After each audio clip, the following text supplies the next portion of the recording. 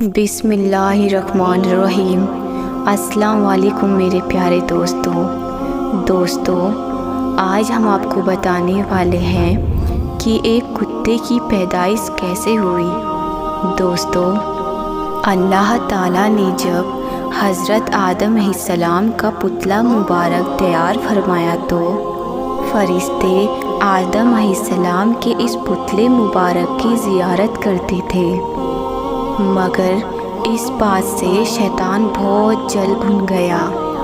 ایک مرتبہ شیطان نے حضرت آدم علیہ السلام کے پتلے مبارک پر تھوک دیا۔ یہ تھوک حضرت آدم علیہ السلام کے ناف مبارک کے مقام پر پڑا۔ شیطان کے اس حرکت سے اللہ تعالیٰ نے جبرائیل علیہ السلام کو حکم دیا کہ اس جگہ سے اتنی مٹی نکال کر اس کا کتا بنا دیا جائے۔ چنانچہ اس شیطان کے تھوک سے ملی مٹی کا کتا بنا دیا گیا۔ دوستو، کتا آدمی سے مانوس اس لیے ہے کیونکہ مٹی حضرت آدم علیہ السلام کی ہے، اور گندا اس لیے ہے کیونکہ تھوک شیطان کا ہے۔ دوستو، کتا رات کو اس لیے جگتا ہے کیونکہ اس میں جبرائیل علیہ السلام کے ہاتھ لگے ہیں۔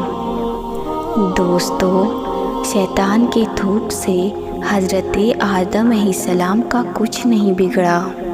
اسی طرح اللہ کے بارگاہ میں گستاخی کرنے سے ان اللہ والوں کا کچھ نہیں بگڑتا ہے، بلکہ ان کی شان اور بھی چمکتی ہے۔ سبحان اللہ۔